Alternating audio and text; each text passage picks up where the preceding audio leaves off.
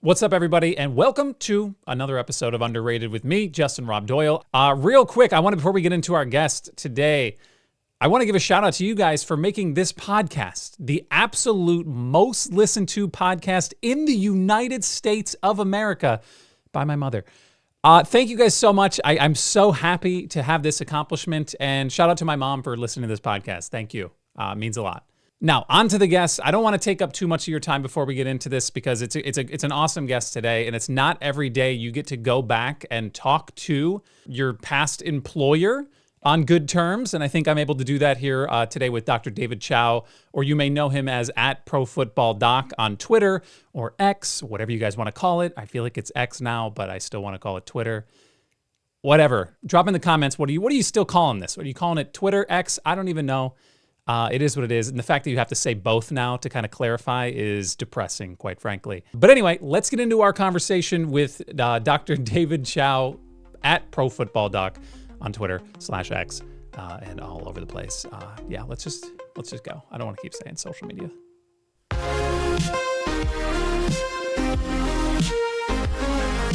Yes, you're still cooking. Obviously, you got back onto this, but you're it's like 24/7 nonstop injuries for you, man, right? Like you were on a call when you jumped in on this one. So what's obviously, aside from the topical injuries that you're dealing with right now, what's a day in the life look like for you, especially right now in the peak of sports where like the big three are all kind of running at the same time?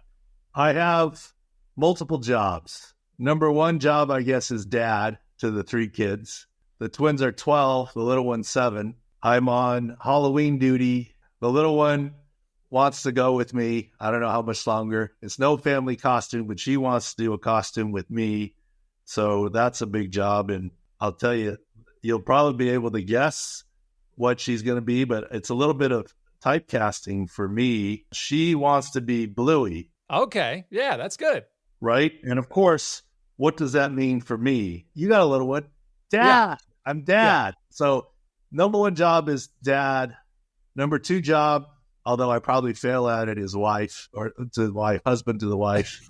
That might have been a slip of the tongue. I'm probably a wife to her. No, you never know. Yeah. Or I hope she doesn't see this podcast. I affectionately call her the parole officer. Yeah, I just emailed the podcast to her. So yeah, she's going to watch it. Oh yeah. Thanks a lot for that. Just kidding. Then I sell my orthopedic job and doing surgeries and so forth, and then some other managing things. But Sports Injury Central takes a lot of time. So the big difference from when you were there, we were mostly doing just football. Mm-hmm. And we are recording today on the sports equinox. So we actually have NHL coverage, NBA coverage, baseball World Series Game 3, and Monday Night Football. And we've got picks and advice and so forth on all of it. What we do is look at injuries. So I spent a lot of time on that. This phone is a lifesaver for blind people because you got the fold. That's beautiful. Yeah. And so I get all the WhatsApp video like Shohei when he went down. I'm in my silly Halloween adult costume with the wife and okay, what's this? And we actually said shoulder dislocation, subluxation before the post game. And I had to have this is a Celsius, but I had to have it in my postseason SD cup. They had a run there. They had a little run. I grew up in LA, Manny Moda, the Kirk Gibson home run, Russell to Lopes to Garvey with Ron Say at third base. Okay. I mean, all of it. Fernando Valenzuela just passed away, but I've been in San Diego for a while. My son loves the Padres. I'm converted to Padres. Other than the Otani and this stuff, I've been boycotting. Enough about that. All right. That's obviously, you're doing enough of that anyway. I wanted to sit down and talk to you because, yes, I worked with you at Sports Injury Central. Awesome time there, growing the social media, doing all the videos and all that fun stuff, hanging out on the podcast, which, by the way, Pro Football Doc podcast, you can check that out all over the place. I want to talk about you, which I feel like, you're always talking about people. Every time I was hanging out with you, we would do these podcasts. You're always talking with other people. It's about what's topical. It's about them. I want to talk about you because your path, I feel like, is one of the more interesting paths that I've seen for anybody, right? So when you're starting this journey, obviously, you're getting into medicine and you're following that path. Did you think at any point this is where you would wind up, this path that you took? Did you see this in the future? No, it's all okay. if you want to go down path, this is how accidental it is. Did I know what it was like to be a doctor and always want to be a doctor? No. In school, in high school, I like science. And when you grow up in an Asian family and you like science, you get shuttled to being a doctor, right? You don't think about developing products. You're not an attorney. You're not going to be in the business world. So I don't know. I like science. Okay, medicine sounds good. Help people. My experience of medicine was the TV shows. It's not like that. And then I got into orthopedics because, I like sports, but it wasn't sports medicine. It was just you see a problem and you can maybe fix it with surgery, as opposed to there's nothing wrong with managing long-term diabetes or hypertension, but it's not as immediately gratifying. So I fell into orthopedics in general, not knowing that it was a burgeoning sports medicine field. And last minute went into sports medicine because I like sports, and it was the burgeoning of arthroscopic surgery. It wasn't the sports side. It was the burgeoning of arthroscopic surgery. And although now I'm known as a little bit digitally as pro football doc, and me, I'm, for an Asian dude, I'm a bigger guy, right? I mean, cool, right? Whatever. But I never played football. My parents didn't let me. I played water polo and swam and played basketball. I never played football. But yeah, I'm pro football doc. Everyone thinks I played football. And if I were a typical Asian guy, 150 pounds, 5'5", I don't know that I'd become an orthopedic surgeon, right? I mean, it's right. Bigger guys and whatever. Anyways, so I became an orthopedist and then did sports medicine and then got lucky and got onto a football team early. I was the youngest head team physician ever in the NFL. They keep such records.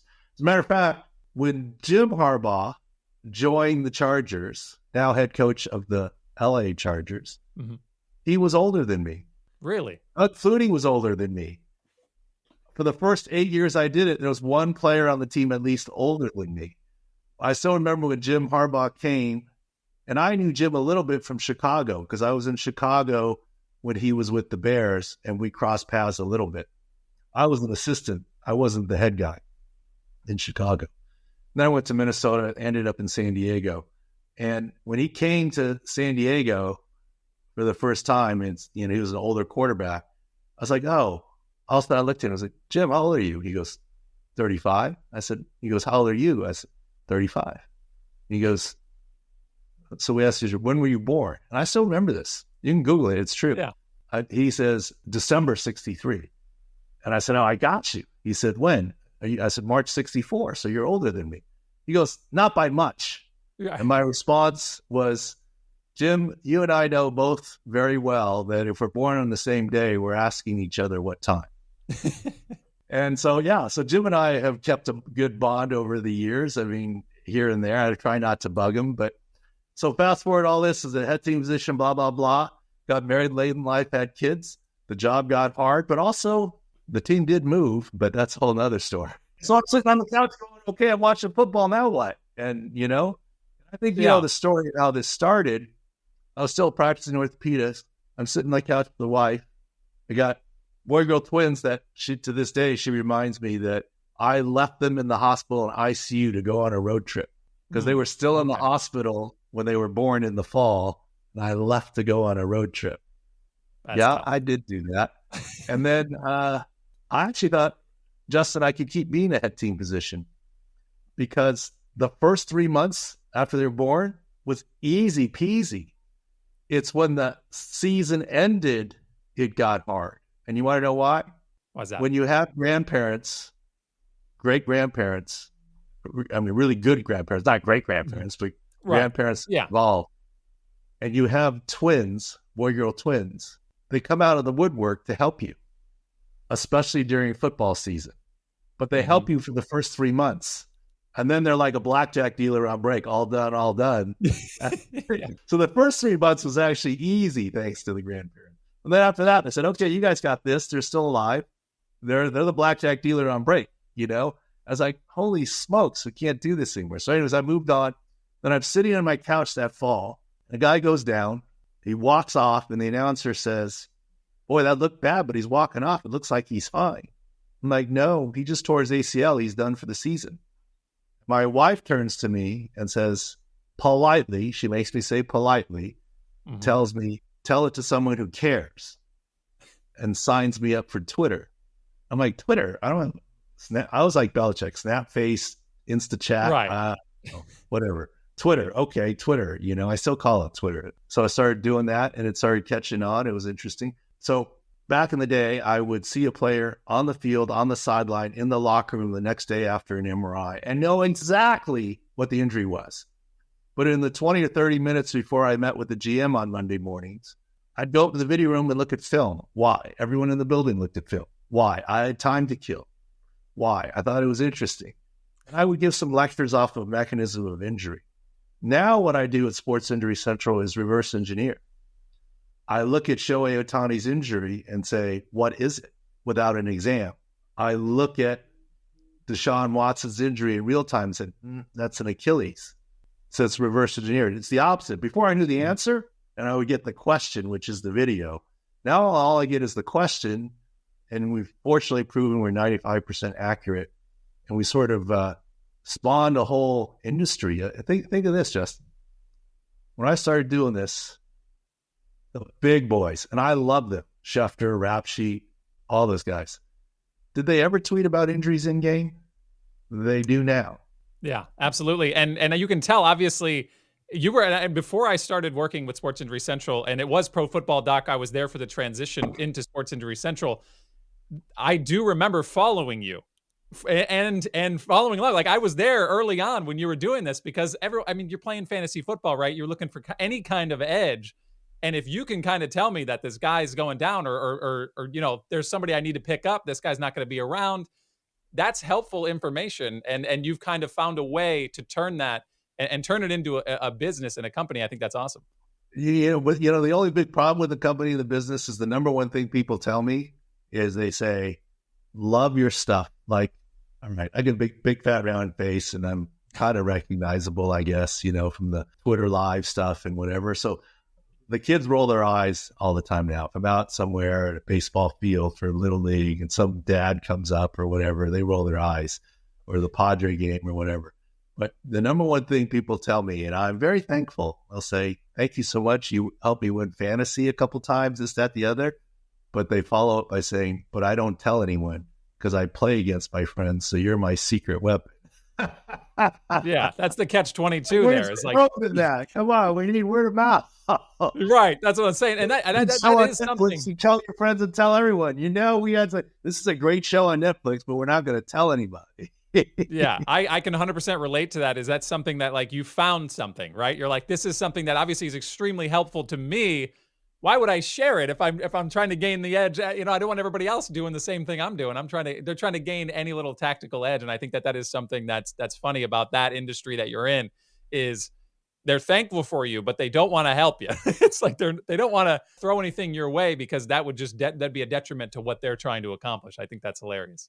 So I do want to talk about, I know you are the Pro Football Doc and we could talk about football forever. Oh, yeah. And 17 years as the head team physician for the Chargers is an absolutely incredible experience.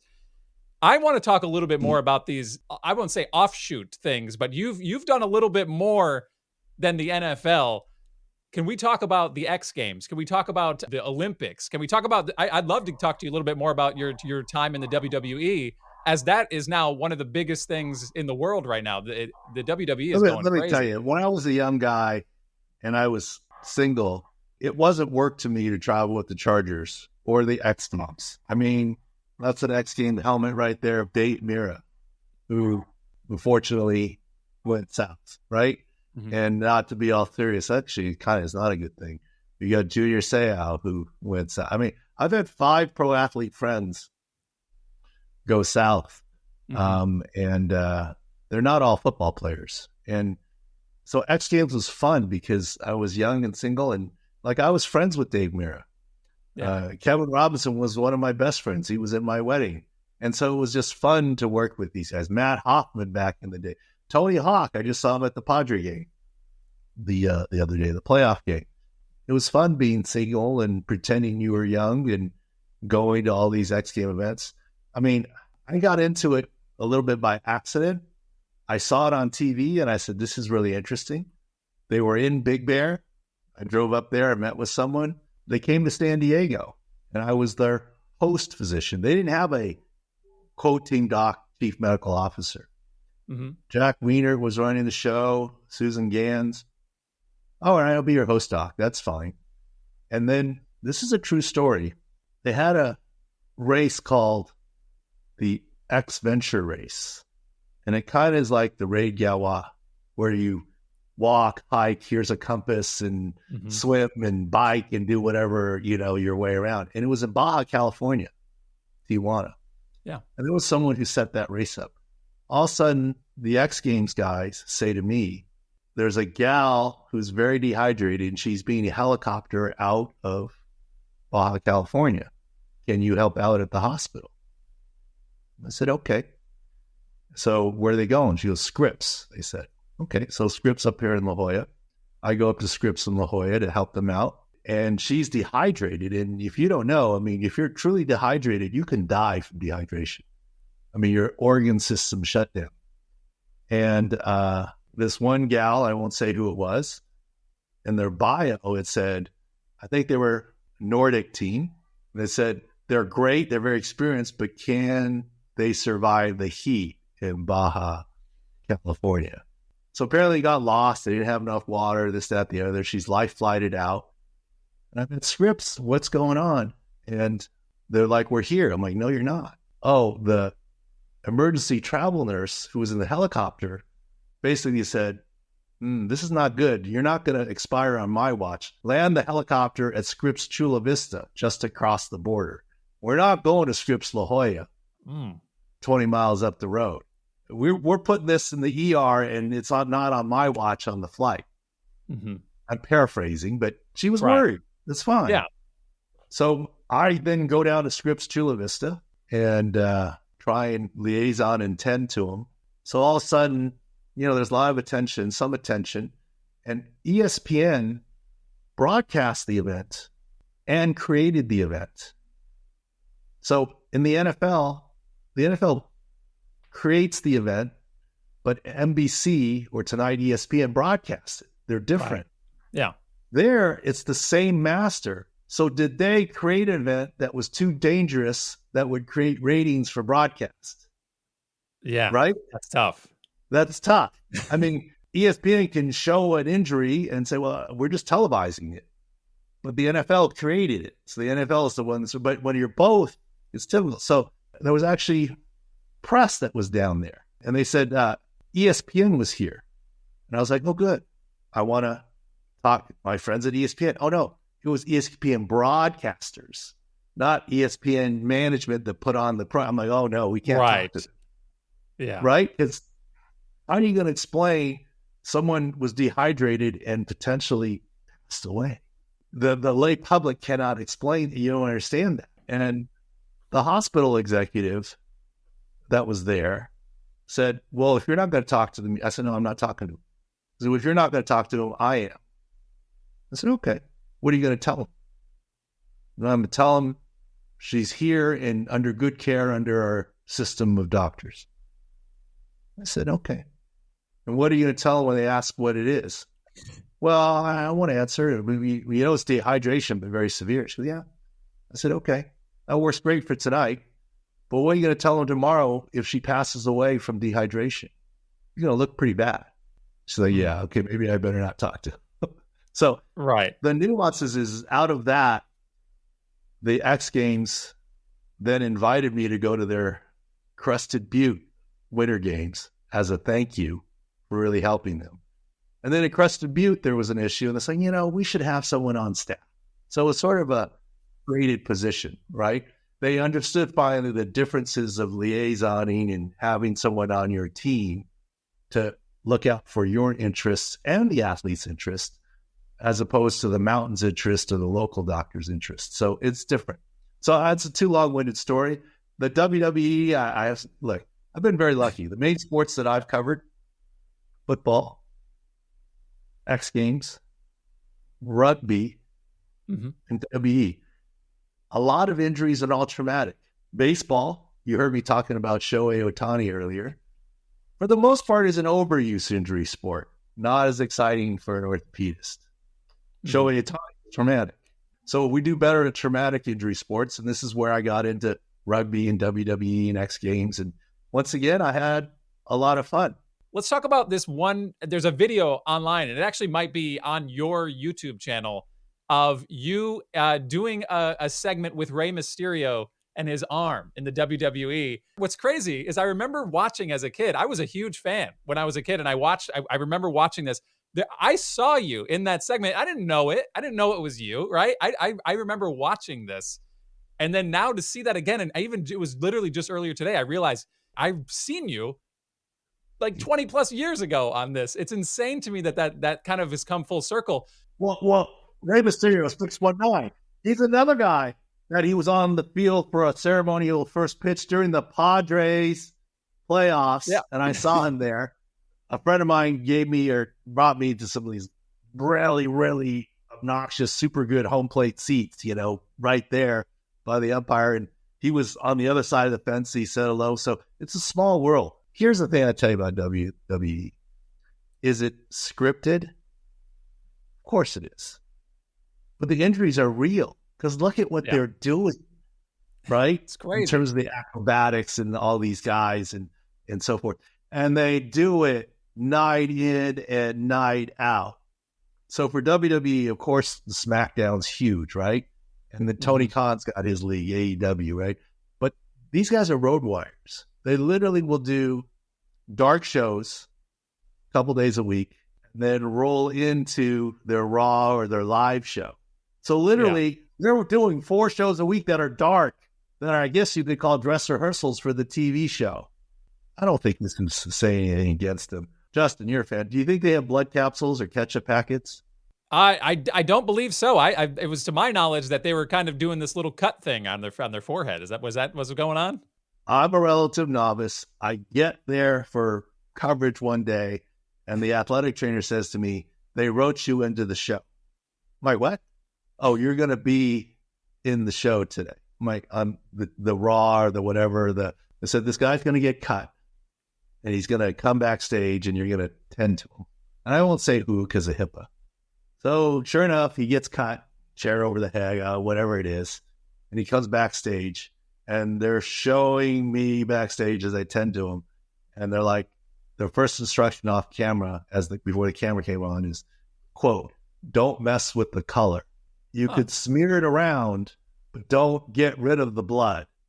Okay. Don't mess with the color. It shows well on TV." I'm like, what? And I'm kind of stepped back a little bit, like, okay, this is interesting. Then he goes, okay, they do the segment, and they said, well, that wasn't that good. The doctor really wasn't in there, because I was kind of like, okay, this is obviously, I'm not used to this. Let's shoot it again. And then the director goes, no, we don't have time. We're live. We're move on. So now the scene's over, and I'm looking at the guy, and I'm talking to the athletic trainer. And so what they do, he has is inside his glove, as he's wrestling, he has a single-edged razor blade that's taped, except one corner exposed. So he gets hit over the head, pulls out the razor blade, cuts himself over the forehead with a small corner of the razor blade, and then he bleeds. And then I'm like, yeah, he's bleeding a lot here. He goes, oh, it's fine. We'll put some pressure on it. We'll look at it after. He comes out of the shower. I'm like, I'll sew him up. Do you need me to do anything? No, we'll just glue it. It's fine. Does you want me to take a look at him? Sure. I'll look at him. He's got 1, 2, 3, 4 cuts on his forehead from the previous nights. Right. From the dark shows. I'm like, you sure you don't need glue's fine? Yeah, we'll glue these others are fine. But you bled a lot. He goes, yeah. I've been taking aspirin all week. That's thinner. Okay. What's wild is, and I don't know if you've watched this. If you haven't, I would suggest it, because you have had a time in the WWE, especially in this era.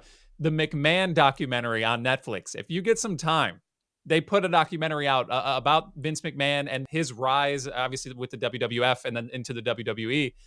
They mention how overworked these wrestlers were for years and years and years before they were able to now, I guess in this era that they're in now, there's definitely load management. They're taking care of the people that are taking care of them a little bit more than they were in the past. But like they said it was seven days a week, 365, nonstop. And I don't know how that's another secret. Sustainable. Yes, they were road warriors, nonstop, flying everywhere, doing everything. But let me tell you something. Never met, like, you think they're enemies in the field, right? In the ring. Mm-hmm.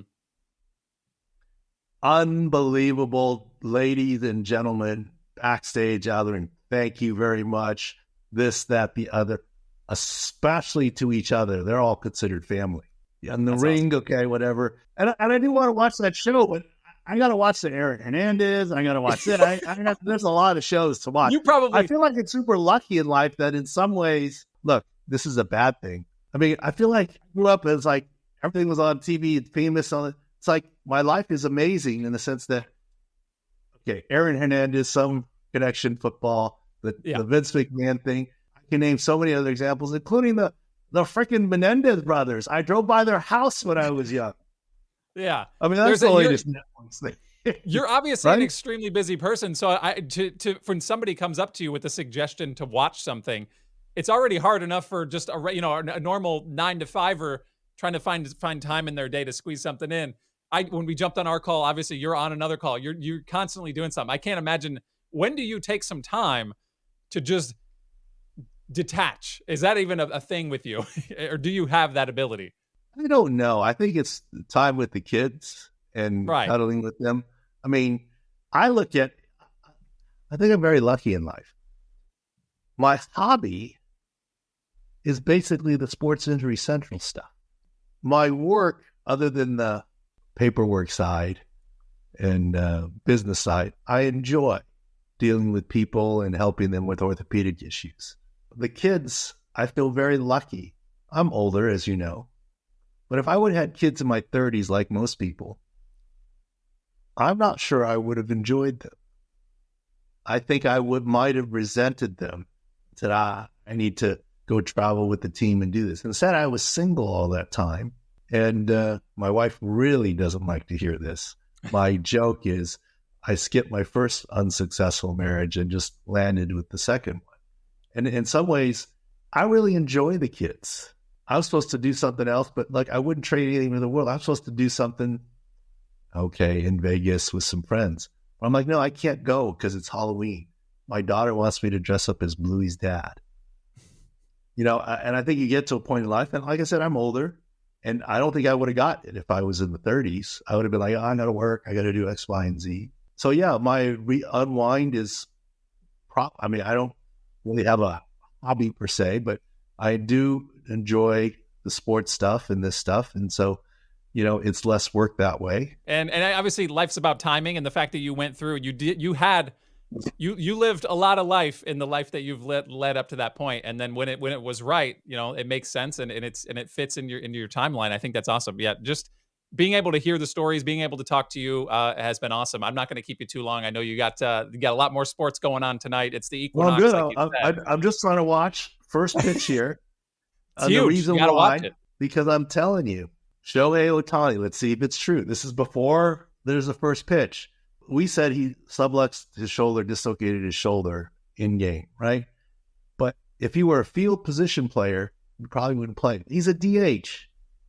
Back shoulder is better than front shoulder. So he's going to play because guess what? He may not be Shohei Ohtani, but he's still a top 9 batter on the Dodgers. Okay? Yeah. You can't bench the dude.